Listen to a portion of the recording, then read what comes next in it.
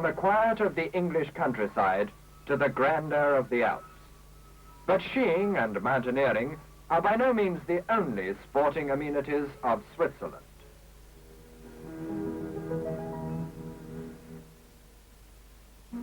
To the beautiful city of Bern, quietly watched over by her handsome government buildings, come tourists from all over the world the year round.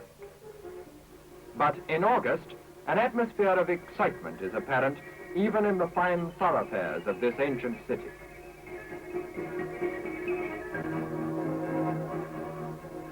For on the outskirts of Bern is the Bremgarten circuit, and at Bremgarten in August is the Swiss Grand Prix. This year's race was one of the first to reveal the Maserati challenge to the all-conquering Ferraris, and the six-cylinder 2-liter machines were to be driven by Fangio, Marimont, de Graffenried, Bonetto and Lang, while Giulio Ramponi kept a close eye on the all-important plugs. British participation in the race, which clashed with the Goodwood 9R, was disappointingly small for the Swiss organizers. Ken Wharton was there with his Cooper Bristol, while John Heath had HWMs for Lance Macklin, Paul Frere, and the local man, Scherer. No, not an attempt to fox the enemy. The foliage was a necessary precaution against the brilliant sun, which made bright metal painful to the touch and had everyone moving as slowly as possible into the nearest shade.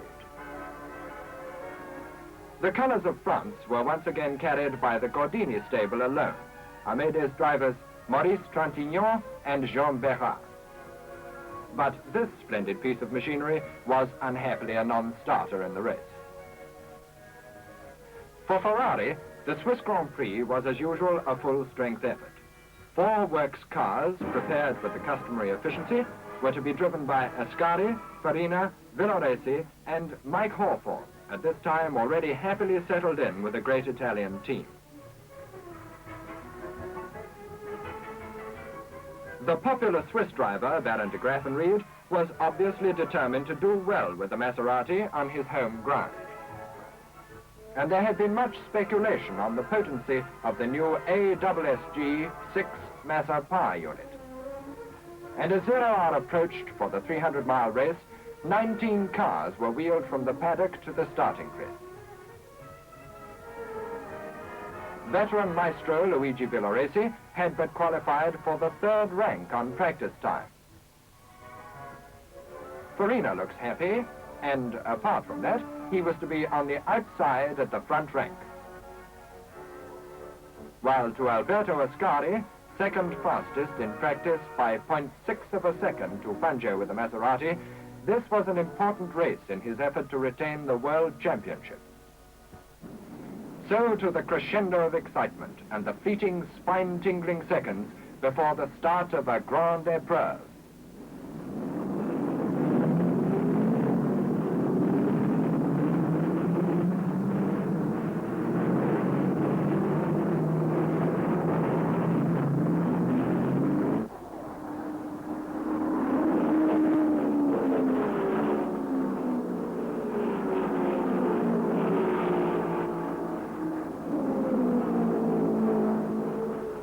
Fangio makes a wonderful start, but Ascari gets past with Hawthorne and Marimont behind.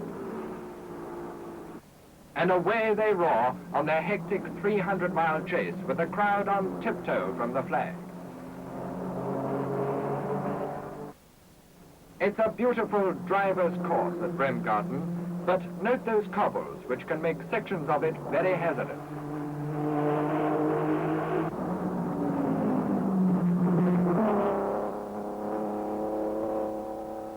A true road circuit, this, twisting and swinging through the woods and past the quarry, with lap speeds climbing towards the 100 miles an hour mark.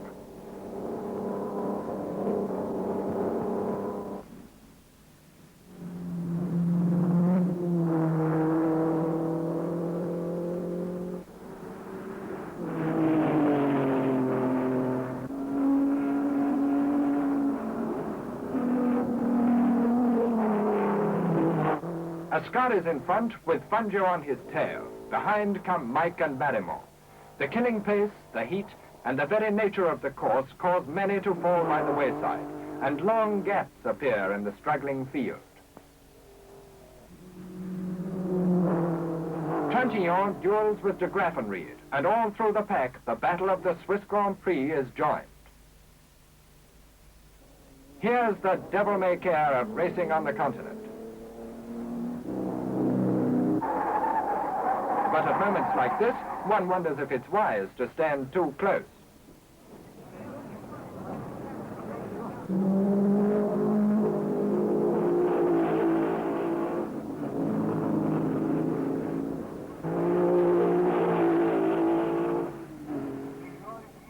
On the fast curves, the masters of line snatch seconds from the clock as lap after lap the race roars on. But now, Fangio has had to change cars with Bonetto and has dropped 6 places to Ascari, and the 4 Ferraris lead the field.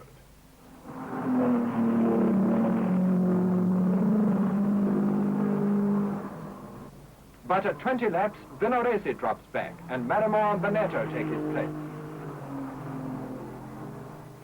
Ken Wharton, destined to gain a well-earned 7th place. Mike Hawthorne, who fought a crucial battle with Marimon's Maserati, was passed, but still clung on until the Argentine's car broke an oil pipe and retired. Ascari, who lost a minute and a half at his pit, but fought back to lead. And Farina, who coolly held his station to 2nd place. The closing stages of the race were tense with excitement as the Ferraris were robbed of their dominating lead, but fought off the Maserati challenge to romp home 1, 2, 3 towards the checkered flag. 4th place, 1 lap behind, was the best that Bonetto could do for Maserati. And there another Swiss Grand Prix is won.